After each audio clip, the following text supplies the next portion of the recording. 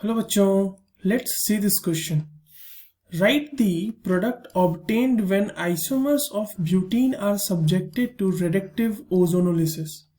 आपसे ये पूछा जा रहा है कि ब्यूटीन के जो आइसोमर्स हैं उनको जब हम रिडक्टिव ओजोनोलिसिस उनका कराते हैं तो क्या क्या प्रोडक्ट बनते हैं, वही प्रोडक्ट हमें यहाँ पे लिखने हैं.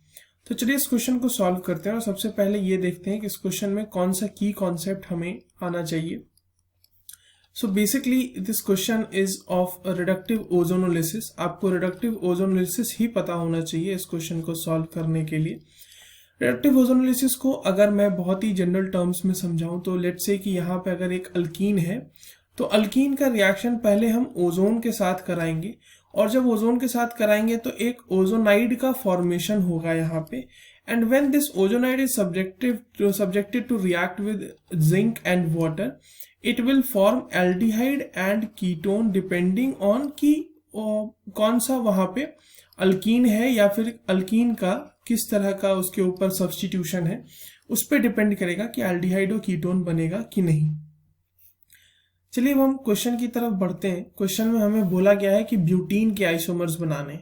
ठीक है, तो ब्यूटीन का अगर सिर्फ पोजिशनल आइसोमर हम काउंट करें तो 2 होता है, उनके भी हम देख लेंगे. और एक अगर उसका हम चेन आइसोमर भी काउंट कर लें ब्यूटीन का तो एक और कंपाउंड बन जाएगा, उससे भी हम ओजोनोलिसिस करा के देख लेंगे. ब्यूटीन का मतलब क्या है? ब्यूटीन का मतलब है कि उसमें एक डबल बॉन्ड होगा और उसका फॉर्मूला होगा C4H8. ठीक है, तो ब्यूटीन के अलग अलग आइसोमर्स के जो रिएक्शन होंगे उसको चलिए हम लोग एक एक करके देखते हैं. तो जो सबसे पहला रिएक्शन है वहां पे मैं ये मॉलिक्यूल लेके चल रहा हूँ ब्यूटीन का, जो कि ब्यूट 1इन है. अगर इसको ब्यूट 1इन नहीं भी लिखें तो हमारा काम चल जाएगा, क्योंकि basically this is butene. First position को ऐसे भी हम स्पेसिफाई नहीं करते तो कोई भी दिक्कत नहीं होती उससे. अब मान लीजिए इसका हमने रिएक्शन कराया पहले स्टेप में O3 के साथ. अब देखो यहाँ पर जो ओजोनाइड बनेगा ना, उसका स्ट्रक्चर देखो कैसा होता है यहाँ पे. So the ozonide formed over here will look like something like this: CH, CH2, CH3. यहाँ पर से एक ऑक्सीजन इस तरीके से लगा रहेगा और यहाँ पर ऑक्सीजन इस तरीके से लगा रहेगा. This is the ozonide which gets formed over here. ठीक है, अब आप जब इसका रिएक्शन जिंक के साथ कराते हैं ना तो इस ओजोनाइड का क्लीवेज कुछ इस तरीके से होता है, जहां पर ऊपर वाला जो ऑक्सीजन है वो जिंक के साथ निकल जाता है और बाकी के 2 ऑक्सीजन इसके साथ अटैच्ड रह जाते हैं. So upon reaction with zinc and water this will form you. अब देखो यहाँ पर से क्या बनेगा, CH2, और ये जो बॉन्ड टूटा तो इसके बाद डबल बॉन्ड O हो जाएगा, तो ये हो जाएगा CH2O. CH2O मतलब कि ये हो जाएगा फॉर्मल्डिहाइड.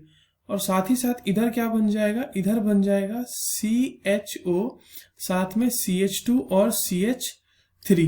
ठीक है, ये हो जाएगा प्रोपेनल्डिहाइड. तो एक हमारे पास फॉर्मल्डिहाइड बन गया, एक हमारे पास प्रोपेनल्डिहाइड बन गया. ये एक आइसोमर के प्रोडक्ट्स थे. चलिए दूसरा आइसोमर जो है इसका पोजीशन आइसोमर बना लेते हैं, जहां पे ये कुछ इस तरीके का आपको दिख रहा होगा. ब्यूटीन का ये पोजिशनल आइसोमर है जहां पे इसका नाम होता है ब्यूट 2इन. ठीक है, अब ब्यूट 2इन का पहले हम रिएक्शन कराएंगे O3 के साथ. अब हमें पता है कि O3 के साथ जब हम रिएक्शन करा रहे हैं तो वहां पर क्या बन रहा है बच्चों, वहां पे बन रहा है ओजोनाइड. तो यहाँ पर हम पहले ओजोनाइड बना लेते हैं. हमारा ओजोनाइड बन के तैयार है. अब ओजोनाइड की क्लीवेज का तरीका भी मैंने आपको बता दिया कि किस तरीके से वहां पे बॉन्ड्स को आपको तोड़ना है. तो जब हम इसको Zn के साथ रिएक्ट कराएंगे तो ये इस तरीके से बॉन्ड को तोड़ेगा. ठीक है ना. अब आप देखो यहाँ पर जब आपने इसको Zn के साथ रिएक्शन कराया H2O, तो ये क्या बना, ये बना CH3, यहाँ पे बना CH3 विच इज एसिटल्डिहाइड, और वापस इधर भी वही बनेगा CHO CH3, that is also acetaldehyde. तो इस केस में 2 मोल ऑफ एसिटल्डिहाइड बने. ऊपर हमें एक CH2OH मिला, इसको आप ऐसा लिख लो HCHO, तो आपको ज्यादा बेहतर लगेगा. ये फॉर्मल्डिहाइड है, समझ में आ जाएगा तुरंत. और दूसरा है प्रोपेनल्डिहाइड. मैंने बताया कि ये 2 पोजिशनल आइसोमर्स है इसके. एक इसका चेन आइसोमर भी बना सकते हैं हम, उसके साथ भी हम रिएक्शन करा के देख लेते हैं. तो अगर हम ब्यूटीन का चेन आइसोमर बनाए तो वो कुछ आपको इस तरीके का देखने को मिलेगा. एंड इसका रिएक्शन अब हम कराएंगे O3 के साथ, मतलब ओजोन के साथ। तो पहले तो हमारा ओजोनाइड बनेगा, तो ओजोनाइड हम बना लेते हैं पहले, CH3 यहाँ पे CH3 है ना, और यहाँ पे CH2, और ओजोनाइड इस तरीके से हमारा बन गया। अब इस ओजोनाइड का क्लीवेज, रिडक्टिव क्लीवेज हमें कराना है।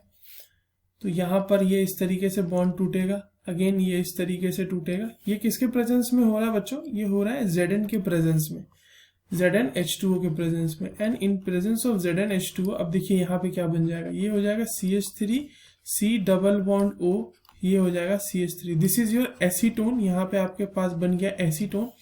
और दूसरा जो CH2 वाला है ये आपका बना देगा फिर से formaldehyde, this is formaldehyde.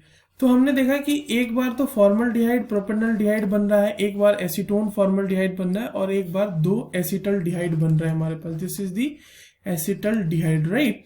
So these are the products which are formed by the reductive ozonolysis of isomers of butene. I hope you understood it well. All the very best.